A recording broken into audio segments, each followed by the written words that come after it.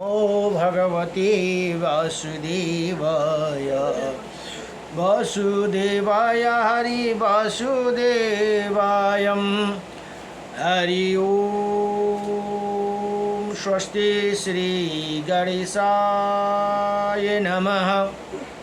ओम श्री सरस्वत्यै नमः। ओम श्री वेदपुरुषाय नमः।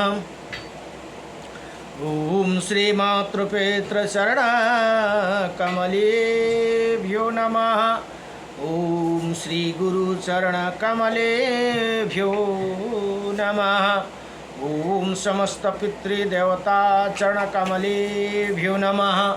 ओम समस्त कुलदेवता चरण कमलेभ्यो नमः। कृष्णं नारायणं वन्दे कृष्णं वन्दे व्रजप्रियं कृष्णं द्वैपायनं वन्दे कृष्णं वन्दे पृथासुतं वासुदेवं सुतं देवकंसचारुणमर्दनं देवकी परमानन्दं कृष्णं वन्दे जगद्गुरुं मुकुं करोति वाचालं पङ्गुं लङ्घयते गिरिं यत्कृपातमहं वन्दे परमानन्दमाधवं कस्तूरितिलकं ललाटपटले वक्षस्थले कौस्तुभं नासाग्रवरमौक्तिकं करतले वेणुकरे कङ्कणं सर्वज्ञ हरिचन्दनसुललितं कंठे च मुक्तं बले गोपायस्त्रीपरिवेष्टितो विजयते गोपालचूडामणि वंशी विभूषितकर्णं नवनीरदाभात पीताम्बरदारुणाभिमाफलधरुष्टा पूर्णेन्द्रसुन्दरमुख अरविन्द्रनेत्रात् कृष्णात्परं किमपि ततो अहं न जानीमि सच्चिदानन्दरूपायं विश्वत्पदादिहेतवे त्रपत्राय विनाशायं श्रीकृष्णाय वयं नमः। ओम कृष्णाय वासुदेवाय हरे परमात्मने नमः। प्रणतक्लेशनाशाय गोविन्दाय नमो नमः। जय जय श्री राधे जय जय श्री राधे मेरी स्वामिनी मैं राधे जो की दास जन्म जन्म दीजियो मोहे श्री चरण को वास जन्म जन्म दीजियो मोहे श्री वृंदावन को वास नारायणं नमस्कृत्यं नरं चैव नरोत्तमं देवीं सरस्वतीं व्यासं ततो जयमुदीरयेत्। ओम श्री परमात्मने नमः। गुरुर्ब्रह्मा गुरुर्विष्णुः गुरुदेव महेश्वरः गुरु साक्षात् परं ब्रह्म तस्मै श्री गुरुदेव नमः। अखंडमंडलकारकं व्याप्तयनं चराचरं तत्पदं दर्शितं येनं तस्मै श्री गुरुदेव नमः। हरि ओम। गुरु कै चरण मेरो काशी प्रयाग सदा चरण को वास मिलो ब्रजरस को मुरली धुन त्यो मनमा सदा मेरो गुंजिरहो। गुरु कै चरण मेरो काशी प्रयाग सदा चरण को वास मिलोस। प्रेम गुरु कै चरण को चरण अमृतले सकल शरीर यो विजिरहो। कृष्ण नाम को माला जपी जपी राधा नाम को माला जपी जपी अंत समय प्राण छुटोस। गुरु कै चरण मेरो काशी प्रयाग सदा चरण को वास मिलो। प्रेम को बाती बन न सकूं प्रभु ज्ञान को ज्योति वाले रहोस। भक्त हमी चरण कदासी भक्त हमी प्रभु का दासी, कृपा दृष्टि सदै रहोस्। गुरु कै चरण मेरो काशी प्रयाग, सदा चरण को बास मिलोस्। नमो भगवते वासुदेवाय। ओम श्री परमात्मने नमः। हरि ओम। महारायो स्तोत्र बलिमा एउटा महत्त्वपूर्ण स्तोत्र छ। श्री विष्णु अष्टविंशति नामम स्तोत्र भनेर श्री अर्जुन वाचा, अर्जुनले भगवान कृष्णसँग प्रश्न गर्नुहुन्छ। अर्जुन वाचा किं नो नामम शास्त्राणि जपते च पुनः पुनः, यानि नामानि दिव्यानि तानि चाक्षुष केशव। हे भगवान केशव, मनुष्य बार बार 1000 बार नाम जप क्यों करते, उनका वर्णन करे भनेर यहाँ बताउनुहुन्छ। अब भगवान भन्नुहुन्छ, श्री भगवान वाचा मत्सम कुर्मम वराम च वामनम च जनार्दनम, गोविंदम पुंडरीकाक्षं माधवम मधुसूदनम, पद्मनाभम शास्त्रर्थम वनमाली हलायुधम, गोवर्धनम हरिकेशव वैकुंठम पुरुषोत्तमम, विश्वरूपम वासुदेवम राम नारायणम हरिम दामोदरम, श्रीधरम च वेदांगम गणरोधजम, अनंत कृष्ण गोपालम च पदे नास्ति पातकम, गावम कोटि प्रधानस्य सुमेधस्य च, कन्यादानम शास्त्रणम फलम प्राप्नोति मानवा, अमावस्या व पूर्णिमास्यम एकादशम तथैव च, संध्याकाले स्मरे नित्यं प्रातःकाले तथैव च, मध्याह्ने चे जपे नित्यम सर्वै पाप प्रमोचति। ओम नमो भगवते वासुदेवाय। श्री कृष्ण अर्जुन संवादे श्री विष्णु अष्टविंशति नामम स्तोत्रम। यहाँ भन्नुहुन्छ, हे अर्जुन, यी नाम जप गर्ने पुरुषका भित्र पाप नै रहते। उसले 1 करोड गौ दान गरेको भने 100 अश्वमेध यज्ञ र 1000 कन्यादान गरेको फल प्राप्त गर्दछन्। औँसीमा पूर्णिमा नव एकादशी तथा तिथिको नव प्रतिदिन स्वयं प्राप्त एवं मध्याह्न समय नामों का स्मरणपूर्वक जप करने वाला पुरुष संपूर्ण पापों से मुक्ति हो जाती भनेर यहाँ बताउनुहुन्छ। नारायणं परम ब्रह्म, नारायणं परम तप, नारायणं परम देव, सर्वनारायणं सदा, रामाय रामभद्राय श्रीरामचंद्राय वेदसे श्री रघुनाथ नाथाय सीताय पतये नमः।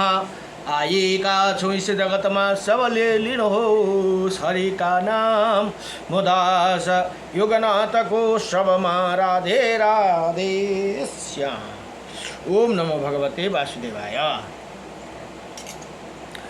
हरि ओम। र अहिले श्री ब्रह्मा पुराण अध्ययन हुँदैछन्। आज ब्रह्मा पुराणको आज 76 अध्यायमा यहाँ भगवान राधा माधव भगवानको बडो दिव्य लीलाका प्रसंग चल्दैछन्।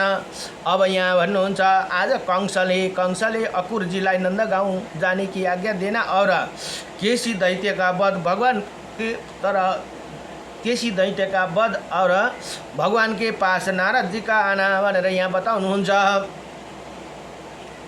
अब यहाँ व्यासजी भन्नुहुन्छ, हे मऋषि हो भनेर अरू ऋषिमुनिहरूलाई बताउनुहुन्छ। जब वृषभ रूपधारी वृषभ रूप भनेको गोरुको रूप गरेर अरिष्टासुर धेनुका और प्रलम्बा आदि असुरों मारे जा चुके हैं। गोवर्धन पर्वत धारण करके श्री कृष्ण भगवान ने गोकुल को बचा लिया भनेर यहाँ भन्नुहुन्छ। उनके द्वारा कालिया नागा का दमन, दोनों यमला अर्जुन का वृक्षों को भंगा, पुतना का वध।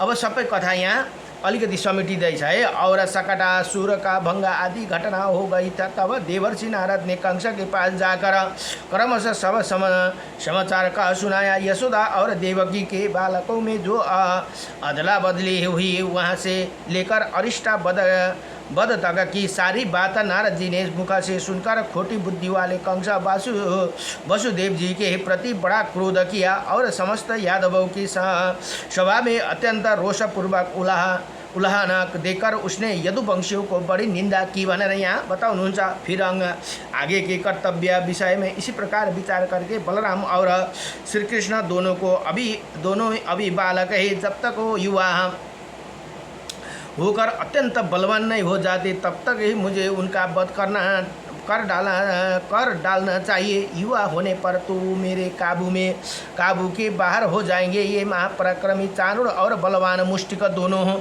बलवान मजबूत है मौजूद है। इनके द्वारा मल्ल युद्ध में उन दोनों को मतवाले बालकों को मारवा डालूंगा। धनुष यज्ञ नाम उत्सव देखने के बहाने दोनों को व्रजा में बुलाकर यत्न करूँगा भनेर यसरी कंसले यहाँ सोच्दछ। उससे ही उनका नाश हो जाएगा। इसी प्रकार सोच विचार का दुरात्मा। अब यो के अरे नारद मुनिले यहाँ कंसलाई सबै वृत्तांत बताइदिनु भयो। बलराम और श्री कृष्ण को मार डालने का निश्चय किया और वीरवर अकुर को बुलाकर कहा, हे दानपते, तुम मेरी प्रसन्नता के लिए एक बात मानो। ये रथ पर बैठकर नंद गाँव जाओ और वहाँ वसुदेव का देव के दो पुत्र है जो मेरा विनाश करने के लिए विष्णु के अंश से उत्पन्न हुए। वो दोनों दुष्ट बढ़ते जा रहे हैं। चतुर्दशी को धनुष यज्ञ उत्सव होने वाला है। उसमें कुश्ती लड़ने के लिए उन दोनों का बुला लाओ। मेरे दो पलवान चाणूर और मुष्टिक दावा पेच में बहुत कुशल है। इनके साथ उन्हें ही दोनों का कुश्ती हो और सब लोग देखते।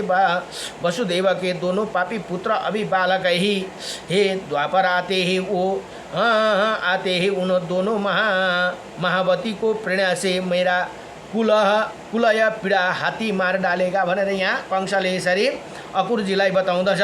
उन दोनों का मारकर मैं दुष्ट बुद्धि वाले वासुदेव नंद और अपने पिता उग्रसेन को भी मौत का घाट उतारूंगा। अब यस्तो द्रुत छ हेर्नु त, आफ्नो पितालाई पनि म वध गर्छु भनेर यो कंस यसरी तुलिएको छ। यहाँ भन्छ, तत्पश्चात समस्त गोपका गोधन और सारा वैभव छीन लूँगा क्योंकि वो दुष्ट मेरे वध की इच्छा करते हैं। हे दानपते, हे तुम्हारे सिवा ये सभी यादव बड़े दुष्ट है, अतः वो क्रम से इनका भी वध करने के लिए प्रयत्न करूँगा। तदंतर यादवों को रहित ये समस्त अकंटक राज्य अकेला ही भोगूंगा भनेर यहाँ अब कंसले यसरी दिमाग लगायो। अतः विरह तुम मेरे प्रसन्नता के लिए वहाँ जाओ। अब गोपव से ऐसे काना की जैसे भैंसों का घी दही आदि उपहार की वस्तु लेकर शीघ्र ही यहाँ आए।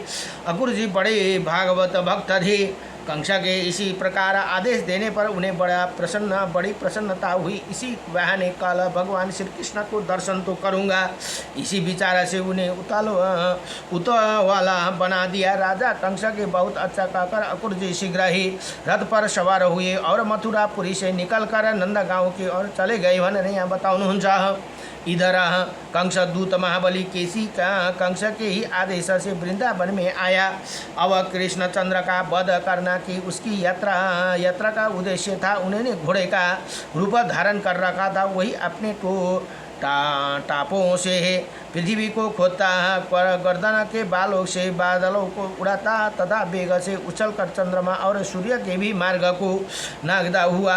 गोपों की ही समीप आया और उसने हंसी के शब्द समस्त गोपांगनाओं का भयभीत हो भगवान गोविंद की शरण में गई भनेर यहाँ बताउनुहुन्छ। उनकी त्राही का पुकार सुनकर भगवान श्री कृष्ण जलपूर्ण मेघ की गर्जना के समान गंभीर वाणी से इसी प्रकार बोले, हे गोपालगण, इसी केसी से डरने की आवश्यकता नहीं है। आप लोग तो गोपा जाति के इसी तरह भय से व्याकुल होकर अपने विरोचित पराक्रम का लोप क्यों कर रहे हो? अरे इस दैत्यों का शक्ति कितना ही है, हमारा क्या कर लेगा? ये तो जोर जोर से हिना कर केवल आतंक फैला रहा है। इस पर तो दैत्यों का सेना सवारी करती है। यही दुष्ट अश्व व्यर्थ ही उछल कूदा मचा रहा है।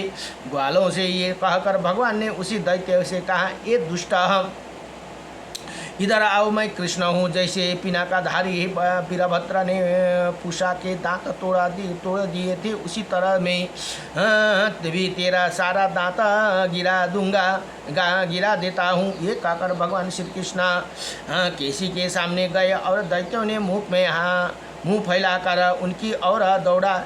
श्री कृष्ण ने अपने बाहों को पकड़कर दुष्ट केसी को मुख में घुसा दिया तो उसे टकराकर केसी के सारे दांत शुभ्र मेघ खंडित खंडों की भांति छिन्न भिन्न हो गई भनेर यहाँ बताउनुहुन्छ। हो गई फिर श्री कृष्ण भुजा केसी के शरीर में बड़ा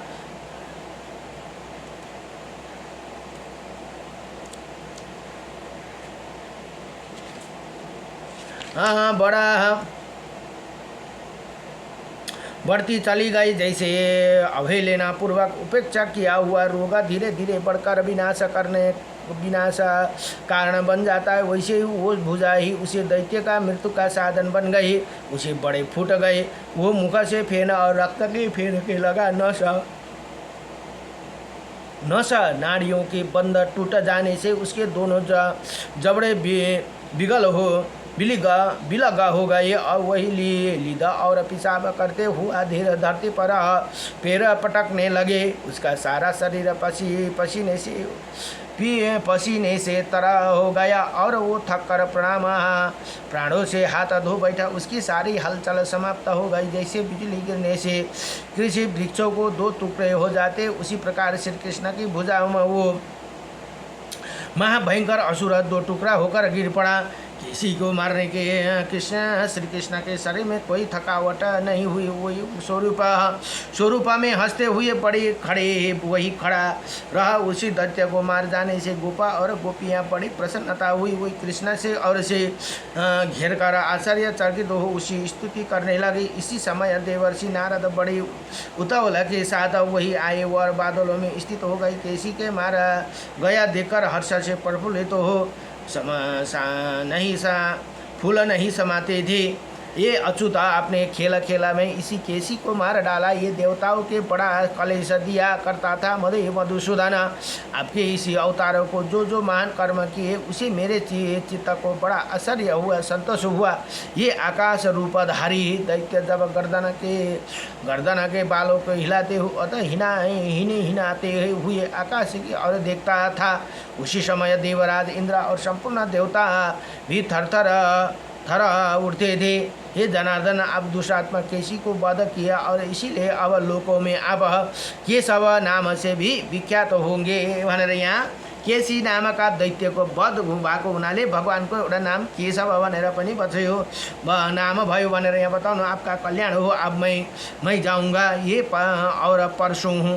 कंस के यहाँ आपका साथ जो युद्ध होगा उसे फिर सम्मिलित होंगे।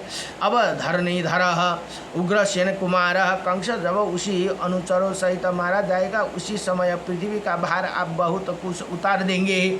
उसके बाद भी राजाओं के साथ आपके अनेकों युद्ध युद्ध हमने देखने को मिलेगा। गोविंद, आप देवताओं के बहुत बड़ा कार्य सिद्धि किया और मुझे भी बहुत आदर दिया।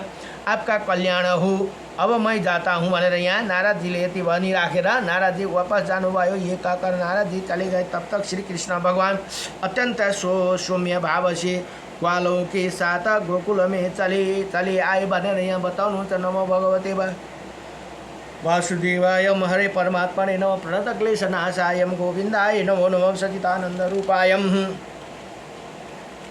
विश्वोत्पत्तिहेतवेत्रापुत्राय विनाशाय श्रीकृष्णाय वयं नमः इति भनेर श्री ब्रह्मा पुराण को 76 अध्याय 76 अध्याय में कंस अपुर नंद गाँव जान आज्ञा देना केसी का वध तथा भगवान नारद का आगमन भनेर यहाँ बताउनुहुन्छ। नमो भगवते वासुदेवाय हरे परमात्मने प्रणतक्लेशनाशाय गोविन्द श्री कृष्ण गोविंद हरे मुरारी नाथ नारायण वासुदेव। नमो भगवते वासुदेवाय।